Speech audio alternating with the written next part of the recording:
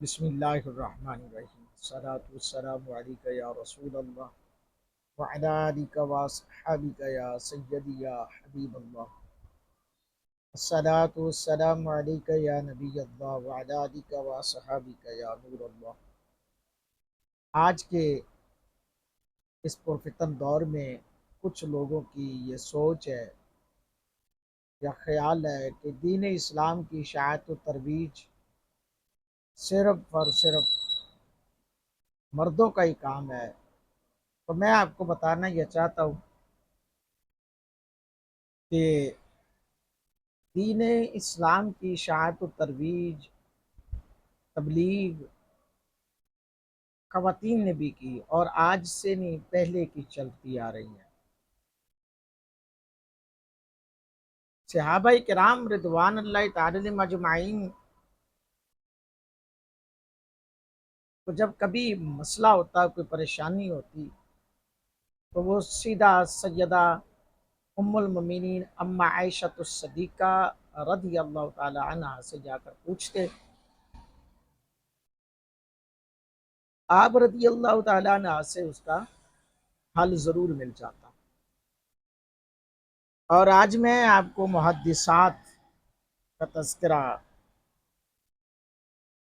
کرنے جا رہا ہوں، اور یہ بات سیدہ عائشہ صدیقہ رضی اللہ تعالیٰ عنہ کی بات کروں۔ سیدنا ابو موسیٰ اشعری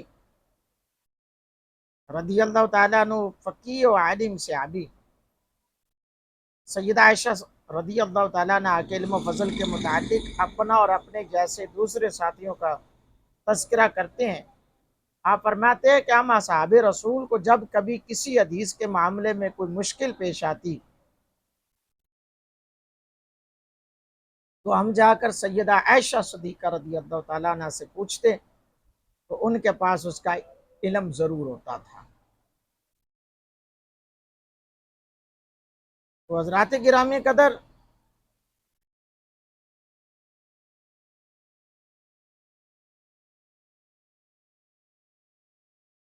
تیسری صدی کی معرفت کے ساتھ میں آپ کو تذکرہ کروں گا۔ تیسری صدی میں معروف محدثات کیا کون تھی؟ تیسری صدی کی بات ہے، اسلام کی تیسری صدی۔ تیسری صدی میں عابدۃ المدینہ ام عمر الثقفیہ زینب بنت سلیمان، نفیسہ بنت حسن بن زید، خدیجہ ام محمد، عبدہ بنت عبد الرحمن، عباسہ امام احمد ابن حنبل کی اہلیہ، اور دیگر بہت سی خواتین قابل ذکر ہیں جنہوں نے حدیث رسول صلی اللہ علیہ وآلہ وصحبہ وسلم پر باقاعدہ طور پر لیکچرز دیے، خطابات کیے، تبلیغ کی، جن میں بڑے بڑے محدثین شامل ہوتے تھے۔ ان کے لیکچر سننے کے لیے بڑے بڑے محدثین شامل ہوتے تھے۔ عابدہ جو ایک سیاہ فام لونڈی تھی، عابدہ المدینہ جو کہ ایک سیاہ فام لونڈی تھی، لیکن احادیث کے معاملے میں وہ ایک چمکتا دمکتا ستارہ تھی۔ جب محمد بن یزید نے انہیں حبیب بن الولید الدحون الاندلسی کو ہبہ کر دیا تو وہ ان کے علم سے اتنا متاثر ہوئے کہ انہیں آزاد کر کے ان سے شادی کر لی۔ یہ ہے علم کی طاقت۔ وہ ایک باندی تھی، تو ان کی علمی معرفت، علمی اہمیت کو مد نظر رکھتے ہوئے انہیں آزاد کر کے ان سے شادی کر لی، اور انہیں اپنے ساتھ اندلس لے آئے، اور اندلس میں آ کر وہ تقریباً 10,000 احادیث جہاں پر انہوں نے 10,000 احادیث کا مجمع مجموعہ جو ہے لوگوں تک پہنچایا۔ امام دارالحجر اور امام مالک بن انس اور دیگر مدنی اساتذہ سے روایت کرتی رہیں، 10,000 حدیث کا ذخیرہ انہوں نے جمع کیا، اور یوں وہ یورپ میں فروغ تعلیمات نبوی کا باعث بنی۔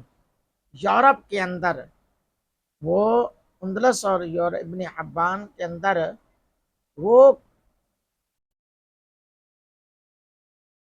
علم، یعنی اسلام کی تبلیغ کا، اشاعت اسلام کا وہ ذریعہ بنی۔ اللہ اکبر۔ تو یقیناً دوستو، میرے بھائیوں، آپ کو پتہ چلا کہ خواتین کا بھی اسلام میں، اسلام کی اشاعت و ترویج میں بڑا حصہ ہے اور بڑا کام کیا ہے۔ آج بھی ضرورت ہے اسی امر کی، کیونکہ مرد پڑا، فرد پڑا، عورت پڑی، گھرانہ پڑا۔ تو جہاں پر P H D, M a, be اے کروایا جا رہا ہے بچیوں کو، وہاں پر اسلامی تعلیمات کو بھی فروغ دینا چاہیے، مبلغات کی ضرورت ہے وہاں پر، ان تعلیمات پہ عمل کرنے والی خواتین اور بچیوں کی ضرورت ہے جو بچوں کو پڑھا سکیں، بچیوں کو پڑھا سکیں۔ آج دینی مدارس میں بھی جہاں پر بچوں کی بات آئے تو وہاں پر بھی کافی نشستیں خالی نظر آتی ہیں، اور اگرچہ بچیوں کے مدارس کی بات آئے تو وہاں پر بھی کافی نشستیں خالی نظر آتی ہیں۔ اور مہنگے مہنگے سکولز، مہنگے مہنگے اداروں پر ہم اپنے بچوں کو، بچیوں کو بھیجتے ہیں۔ وہیں پر ہمیں چاہیے کہ آج ضرورت ہے اشاعت دین کی، اسلام کی تعلیمات کی، وہاں پر ہم اپنی بچیوں کو بھی قرآن و سنہ کی تعلیمات دلوا کر ثواب دارین حاصل کریں۔ اللہ پاک ہم سب کا حامی و ناصر و آمین۔